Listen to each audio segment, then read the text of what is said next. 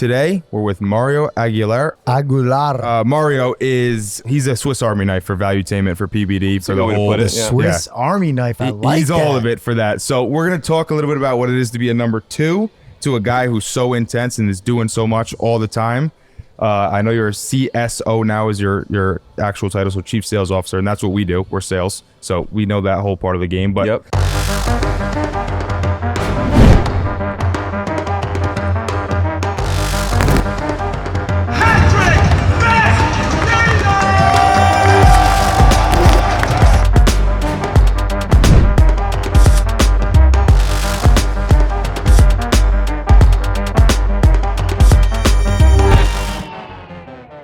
You've grown from the beginning of the company and founding it till now to what it is to 3,000 people at the Diplomat. What was it like in the beginning? What was the goal? What was the things talked about? And how was it like to start up? I think the biggest part on what it was like to be a part of the startup is how I met Patrick.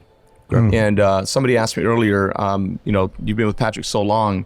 I was at a dry cleaner, single mom, 3 boys, customer, that was there, asked me what do I want to do the rest of my life, and it wasn't dry cleaning.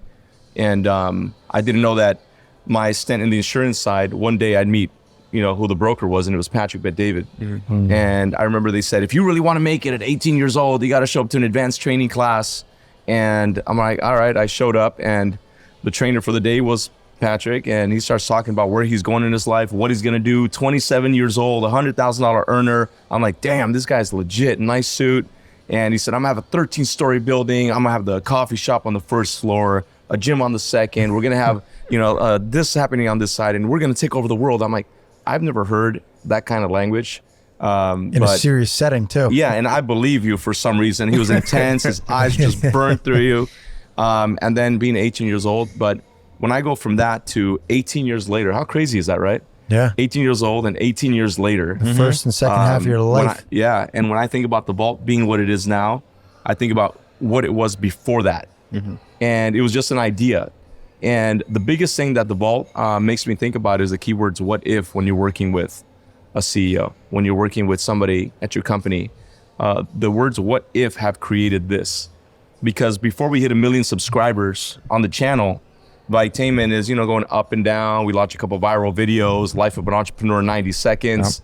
Yep. And before hitting 1 million, we had shut down the channel a couple of times. We were finding ourselves, you get to a point where you do so much content that you get a little blurry and fuzzy vision on who you want to be and what you want to do. What are we doing this for? Should I stop? Should we continue? Is it making money? Does it cost so much money to do production? Boy, does that hit home with us. Yeah, bro, exactly. I know you got teammate. You got that teammate that wants to take off and do their own thing because they're going to do it better and they're greater. And but we're there and we say, what if we did a live event?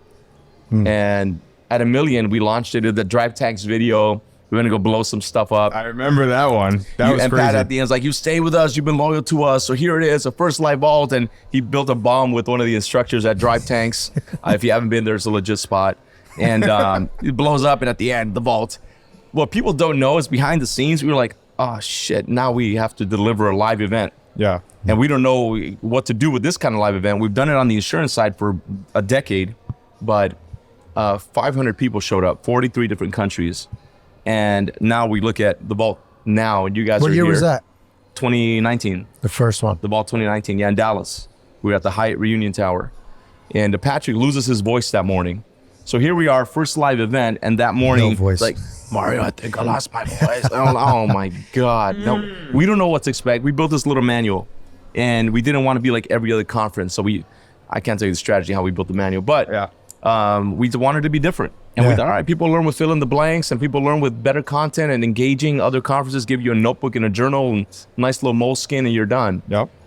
We want to do something a little more unique. And 3,000 people here now, people from all over the world.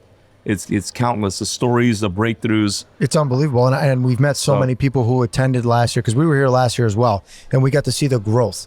You guys, last year, plenty of space in the area we did it. This year, we're maxing out. Yeah. There's no way you're going to be able to host it here next year. There's no shot. They want it here, but we'll see, where we kind of end up. Obviously, it felt like we were tipping the scales. Yeah, up there. Yeah. It was a packed room, and especially when you have the keynote speakers up there, the standing room only. Yep. So it's really cool to see. But more than anything, it's really cool to see the growth of the other people that brought their teams.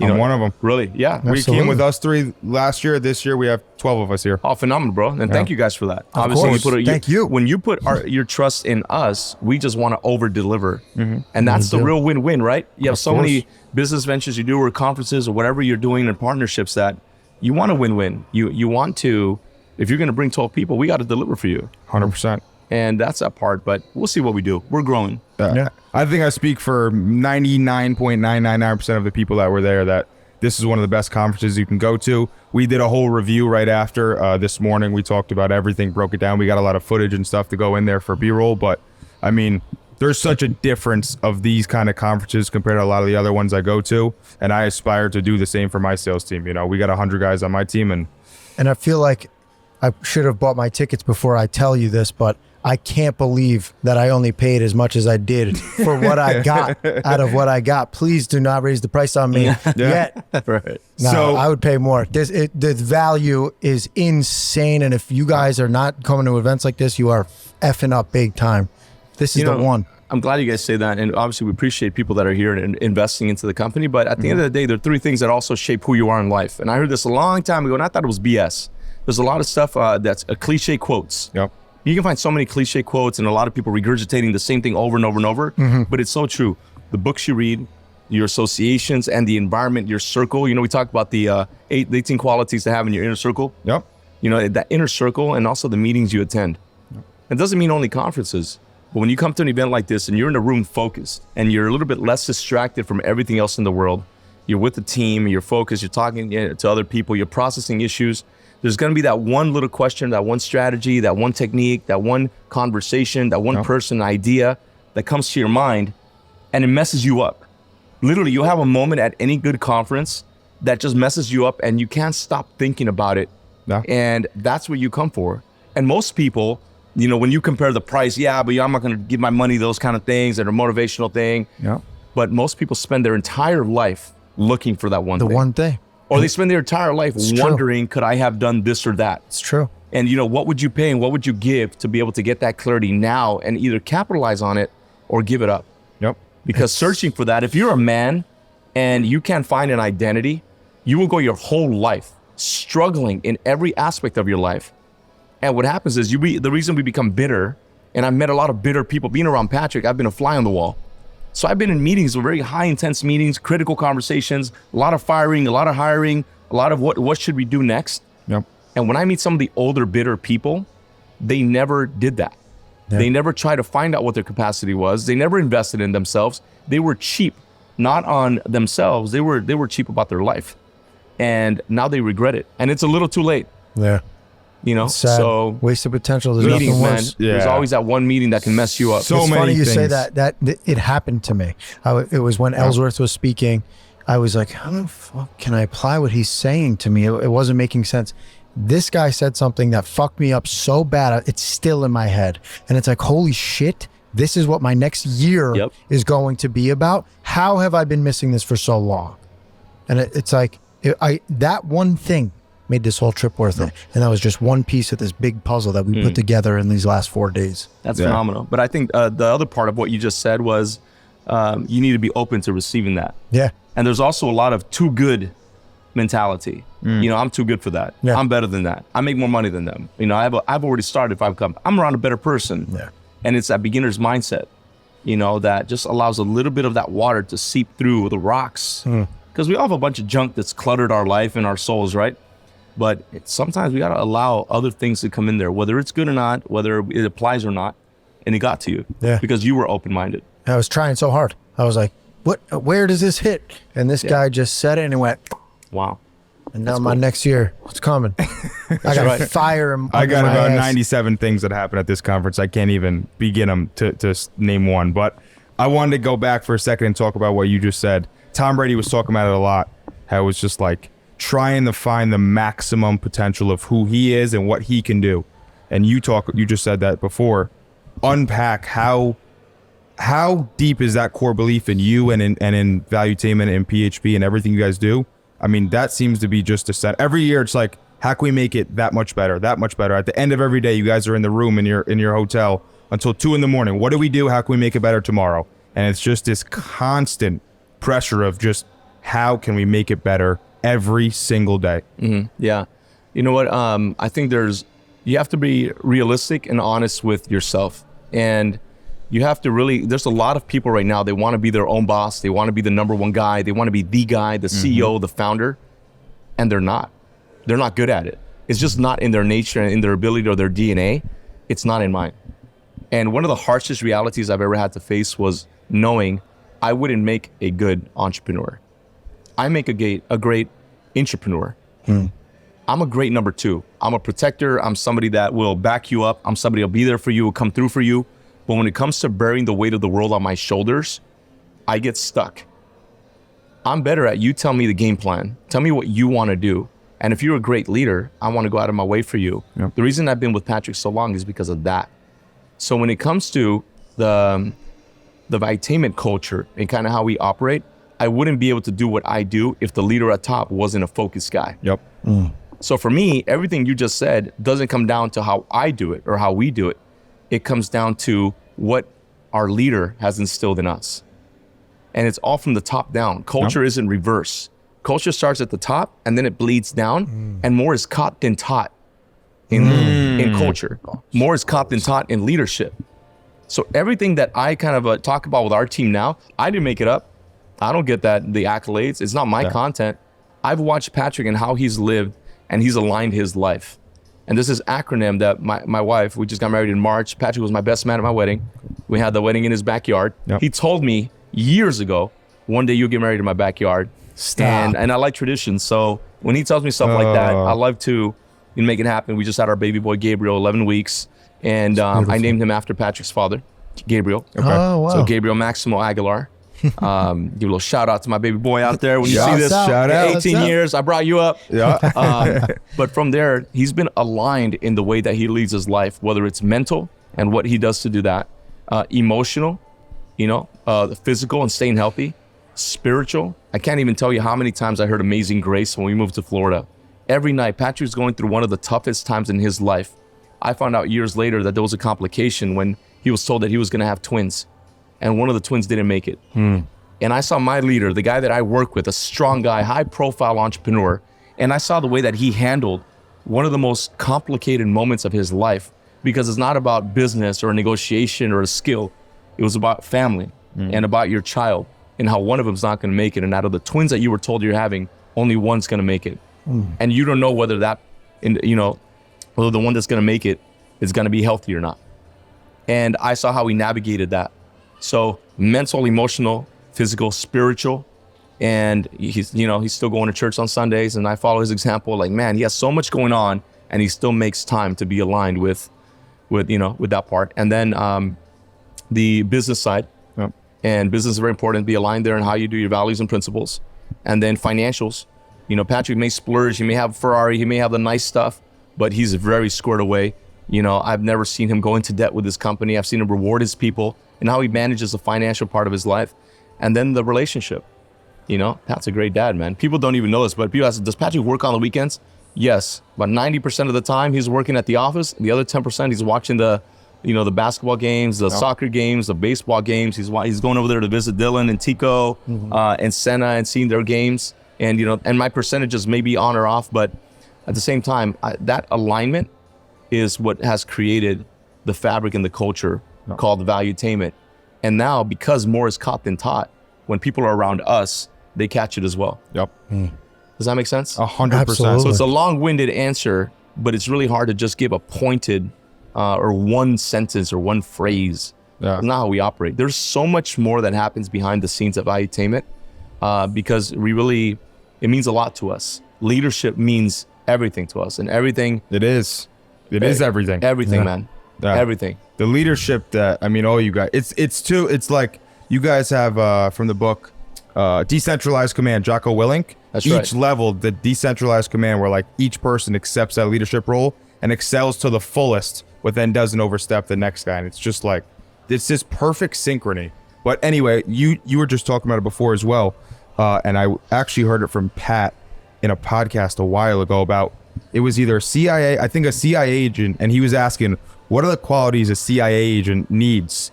And it was everything: charisma, the humor, the skill set, the hard work, everything. The only thing they don't need is recognition. And I think that's a big thing that you have where like, you just said, I asked you the question, you just said it's all valuetainment, it's all PBD, it's all the team, it's all everything. And he talks about it all the time too, as well. Same with Tom Brady, it's always the team, it's always the team, it's always the team.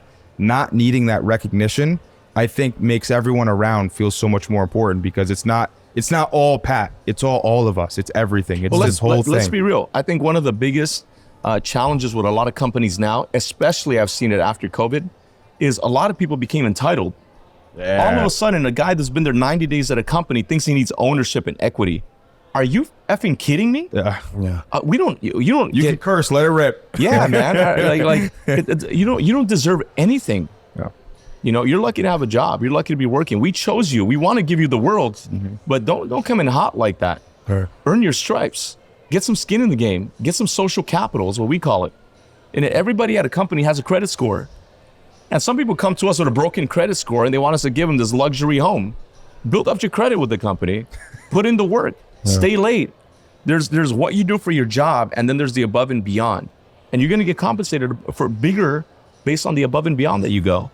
But there's this kind of a weird dynamic at companies right now where people don't treat their bosses with respect. People don't give the CEO and founder the love and respect they deserve for putting their life on the line, sacrificing their time. You know, the reason, I remember I was in a meeting with Patrick, another conference, and it was a sales event. And the guy said, look, you know, my number 2 guy wants ownership, and he's telling me that he should be making the same amount of money that I make, and that it's not fair. That how come I make more money than he does? And Patrick asked him a simple question: who started the company? I did. Then why would that person deserve what you make? Right. That's so common today. Why do you think it is? Why do you think it's so common today for? I think it's a disease. I think it's a mental switch that's just off, and there's like a broken fuse in people's mindset because of everything happening right now out there. And we talk a lot about that. There's a leadership disease, and there's also an employee disease. There's an entrepreneur disease sometimes too, and that's entitlement, no gratitude, and no perspective. That's what it is. People are entitled to things. You know, you get a degree and they think, I'm supposed to be the highest paid person here. And they forget that a degree doesn't mean the right attitude. Yeah. You know, and there's also that sense of you owe me because I'm here. Yeah. That's a big one. You know, that's a big one. Now, are there a lot of great people? Yes. Are there a lot of people that do deserve it? Yes. But if you do it too soon, you also, you know, you're rewarding the wrong behavior. You know, you're rewarding the wrong things. It shouldn't happen too soon. Yeah. You know, we have a lot of great people, and obviously I'm here talking as if, you know, I may know a little bit more than everybody else, or if I'm better than somebody else. That's not the case. I've made more mistakes than anybody on my team because I've been around longer. Yeah. I've made some really bad mistakes. I've been called out many times. You know, I've gotten, you know, written up. I can't even tell you how many times I've been written up, how many times I've gotten back and forth with Patrick. But he's always wanted the best for me, right? Yeah. But we have a lot of great people, you know. I have a guy named Leo on my team, and he's constantly asking, "What can we do better?" Leo. We know Leo. Leo's phenomenal. Yeah. Leo's one of my favorite people because he'll let me know what's on his mind. Yeah. He'll bring it up, whether it bugs him or not, whether it's going to be uncomfortable or not. He's not afraid of conflict. But too many people in their companies are afraid of conflict. So back to your question of why do you think that is? People are afraid of conflict, so they do things behind your back. You know, people are afraid to bring things up. It's one of the 5 dysfunctions of a team, right? But people are afraid of conflict. And that fear of conflict is what really causes people to not bring up what's on their mind. And what happens is you realize why somebody has to, Manny over there, but you realize. Come on. That's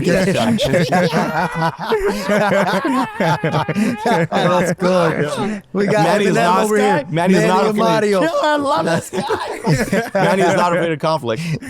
I'm going to throw you in the pool later. So Pat gave us the key to fixing that, which was, again, to get back on where we were, people talking behind other people's backs. The key to fixing that was this quote that we said 7 times yesterday that I'm still going to mangle, and it's, do I have your permission to be frank with you? Yeah. Is an iteration of it. I don't remember exactly what it was, but what a good way to fix that and help build, right? Like Gadara said, what is it that was an investment? criticism is an investment. Yeah. So if your people around you aren't criticizing and helping you to become better, it's almost like a disservice. Now, there's also a way to criticize. Yeah. You know, I walk around telling Pat, hey, Pat, you spoke like shit today. Hey, Pat, what are you wearing today? Hey, Pat, I don't like how you said that. You need to talk better. Like, whoa, like, okay, there's also something called respect in communication, right? However, let me say one last thing, because I do think that fear of conflict, I'm going to tell you what happens. Okay, water boils at 212, right? Yeah. Okay, what happens is most people are so afraid of conflict that what happens is they start boiling up and they start filling up this jar. And eventually, the challenge with that is they eventually explode or implode. And when they explode, all of a sudden, like, you know what? You don't care about anybody. You don't care about anything. You know, you don't value me. I don't get paid enough. And they explode. Yeah. And other people implode. Hey, man, you all right? You look depressed. Bro, you need help? Yeah. I mean, are you suicidal? What's going on, man? Are you happy? Because your face says the opposite. Yeah. Yep. They're imploding. They and as either leaders, we internalize have it- to, yes, we have to be careful and watch that. It's extremely true. You know, and one of my favorite quotes, not quotes, but one of my favorite verses in the Bible is, out of the abundance of the heart, the mouth speaks. Man, I love listening to what people say and how they I say like it. that. Because if you really want to know what's on someone's mind, just listen to them very intentionally. Be present when you're talking to your people at your company. Listen to what they said, how they said it. And actually care. Yes, because whatever's inside that heart, they're saying it. And if we're not listening, you can't catch it early. Yep. And sometimes it's too late before you can save somebody or help somebody or coach somebody. But that fear of conflict, man, you know, and sometimes I struggle with it. Yeah. But we have to know that we do. I struggle with it a lot too. You know? It's very hard as a leader, especially when you care about your guys, you care about your people. Like, you have to realize that caring about your people means you should have that conflict now rather than later, or rather than explode or let them implode, you know? And full disclosure, on this topic, the people who don't give a shit about this topic aren't leaders. Yeah. So if you're listening at this point, you're like, man, this means not, you know, I thought get some fun stuff and talk. This is leadership. Yeah. This is why, you know, this language either attracts lions, but it also repels sheep. Yep. You know what I mean? Yep. It's That's true. what it does. Lions it's- are like, yes, I get it. Right? One of Patrick's favorite quotes is, if a lion could speak, we would not understand it. Yes. Yeah. Because lions want to talk to lions, man. Yeah. So, and Andy Elliott was here. I love what he did at the end of the conference. He comes up and he gives a gift to Patrick. See, for me, as a guy on the inside, as a right-hand guy, I look at that and I say, man, I appreciate his level of respect for the guy that I work with that I know works 24/7 to make people better. Yeah. I appreciate Andy Elliott for doing that. Yeah. I also love what he said at the end, invest in yourself. Yeah. But he's a flag carrier. He spoke to the lions in the room. And guess what? We're about to sell out of all of our top tiers for next year because they heard from a lion and they want to be with lions. And then Patrick closed out like I'll a be lion there. and he said that long term, the enemy doesn't win. Long term, the enemy won't win. Man, I don't know. I agree with all that. I'll I be in the get- I get CEO next year. passionate about I'll be in the CEO next year. leadership Listen, stuff, though, man. that's a sign of a leader, man. If you're not getting passionate about it, then you probably shouldn't be leading people, you know? Yeah. Real Yeah. quick, we got 2 more questions. I just want to lift this up. Yeah, I 'cause want to this be is respectful falling. of your time. When Oh, do you're you, good. You're good. You're good. Okay. You got Good. 10, 15. Okay. Just pull the mic up a little bit. I don't know why it keeps falling, Mom. Had a great metaphor for that. It's the maintenance, right? It's like when you're watching your guys to prevent them from imploding or exploding. It's like wiping your ass. You gotta wipe it or the shit builds up. That's right. That's right. You gotta get rid of it. But it's very, you know, I think a lot of people miss that, and I think it's something I gotta get better at too. So I'm glad you brought that up. Another gem I'll bring home with me. You hear me, sales team? I'm coming for you. If you got something to say it, and I will talk to you. Don't I be love afraid. you. Don't be afraid. All right, couple last things. What is? Oh, there you go. What is it? What was it like with, you know, being in the YouTube space? You guys have been in it for so long. The viewership, the content game. We struggle with this all the time. How is it difficult to keep up with the content and nonstop making it? Is that a struggle for you guys? And the viewership and everything, the up and down, like how much was that a struggle? What a great question. Immediately I thought of, if you're not recreating yourself, yes, very difficult. Yeah. If you're going to repeat the same thing year after year after year after year, the audience gets bored and even the creator gets bored because there's nothing exciting about what you're doing. The reason that I think that Valuetainment has stayed so relevant when there were a lot of people out there like, you know, and I still respect a lot of their content. They did good stuff, but Ty Lopez at one point was doing a lot of stuff. Oh, yeah. So was Gary Vee. So was, you know, Brian Rose. And you have a lot of other people that were doing a lot of good stuff. And we have, you know, good relationships out there. We don't really know Gary. We don't really know so a lot of other guys out there. But if you're not recreating yourself, your content gets stuck and flat. And I keep saying Patrick a lot here, but he does get the credit for that because he's constantly either reading a new book, you know, strategizing something different, you know, throwing $100 million at Tucker Carlson, whether he took it or not. You know, he's over there flying to Romania as a contraband to go and, you know, get Andrew Tate on a podcast. Unbelievable. When everybody else is waiting and reacting and saying, you know, I'll do it too when somebody does it. He's like, I'm going to be the first guy. I'm going to go do it first. I don't care what happens. I'm going to get that information out there. And that's why I think our content resonates with people a little bit more. We're in the trenches every day. We're active. We're expert operators. We're doing it. We're not just talking about it. One of the biggest problems I have with school, with colleges as well, and I share that with a lot of people, is you have a lot of people telling you what to do that have never done it. And it gets boring. It gets annoying. They're not leading. You know, I love that. It's just you're not recreating yourself. I dropped out after a month. I was like, what the hell is this? Yeah, man. And to the same thing, I had a financial advisor making half of what I made. And once I hit, I'm like, I'm not taking financial advice from you. Yeah, bro. It makes no sense. It makes no sense. Backwards. It's like taking advice from a divorced guy on how to have a healthy marriage. Right. It just doesn't make any sense, you know? So what we do different, and we obviously have a great mind. Like we have a guy working with us right now, and we have a team that helps us with research. But you got to have a great support cast too. You got to have a great team that understands that they have to find something new, something unique. You got to find a way to cut through the noise, you know? But if you're a creator out there and you're creating content, recreate yourself. You know, what is a new niche? What is a new word? We wanted to attack one word when we started called entrepreneur. After that, we said, all right, well, this is getting a little stale. Let's reinvent ourselves. You know what? Let's talk about the dark side of the business world. Let's go mafia. And then we did mafia. And then you know what? Let's talk about the intricate details and the science behind health and bodybuilding. We went all the Olympians. They said, you know what? Let's go find some badass business people. Ellsworth. And then, and all these people we met. And then, you know, Ray Dalio, we did that interview. And then sports, all the athlete side. And then, you know, Patrick said, you know, I don't want to talk about politics, but why don't we start a new podcast where we can be a little bit more engaging and in the middle between all these different, you know, political views. And we have and then we said, what if we start a new channel where we can talk about that? Because Valuetainment is more of a business channel. And we did the PBD podcast, bring on different people. And why don't we debate? And guys, we're just going to keep doing that. We're just going to keep recreating and recreating and recreating. And that's the reason we haven't stopped. It's so true, man. Everyone is so one-dimensional in that space. And he has just... And the craziest part about it is, too, every time he goes to the next space, he's instantly, like, #1 in the room. Like, you guys just go to #1 in that space immediately. When you interview Mafia players, he knew everything about everything. He's asking all the right questions. You go get Andrew Tate, all the right questions. It's just like every time he gets in the room with that next person to reinvents himself, he does so much, or you guys, I should say, do so much research, and it's just perfected in that sense. Till today, Patrick leads the entire creative direction. He leads the content direction. You know, people do the work, but there's no, there's nobody more vested in his own content than Patrick. I've met a lot of different influencers. I'm sorry. That they're reading off a teleprompter. They're reading scripts. They don't know the content, and they have to get stuck, and they cut. And we don't edit our stuff a lot. We literally Patrick just goes because he's read so much, and he's so immersed in the content. You know, look, man, if you're following content creators, based on where you're going in the direction of your life, follow the right people, because you also got to be careful of just, I listen to all kinds of podcasts.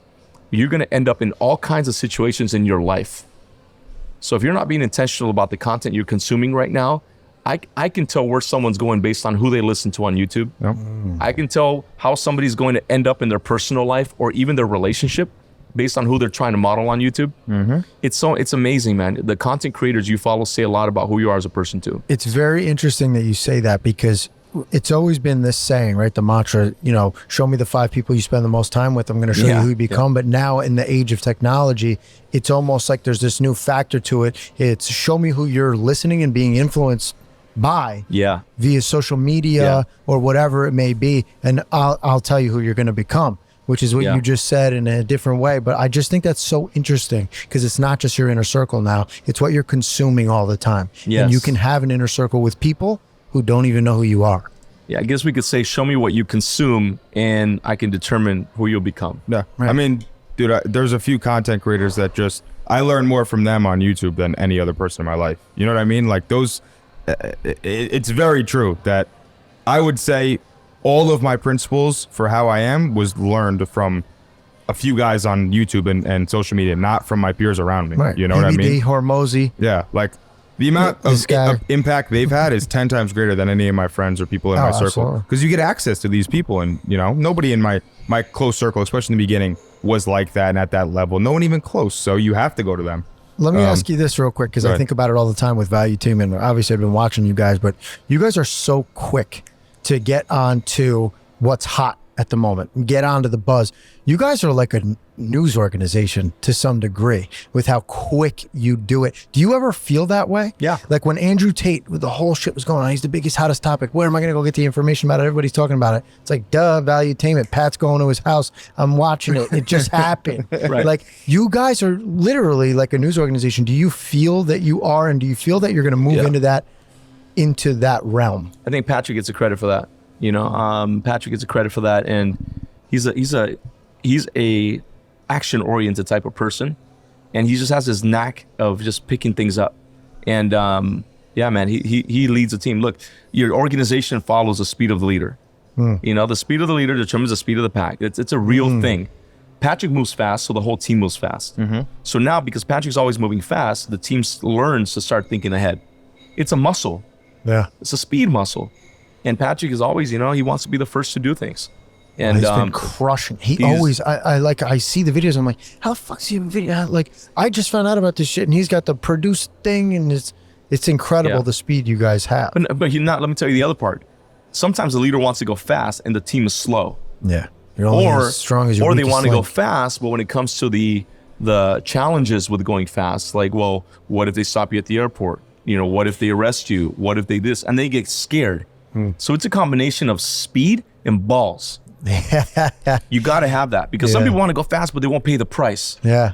You know, and some leaders that go fast, you got to have some guts, because you're going to get opposition. You're going to get some adversity. You're going to get challenges. You're going to be against the wall, and now all of a sudden your date night is impossible because now everyone has to cancel. We got to scramble in the moment. And that's where you hope you've fostered that teamwork mentality, or the leader can want to go fast, and the team and all that dead weight that sometimes teams carry doesn't allow you to compete at the highest levels. When you're talking about contraband, are you talking about the book that he brought to Andrew Tate? A bunch of stuff. Oh, there was a bunch of shit, huh? There's a bunch of stuff. That's crazy. There's so many things behind the scenes that happen, man. We need a sick behind the scenes you Jim, guys, while we're talking to you. For real. What other contraband?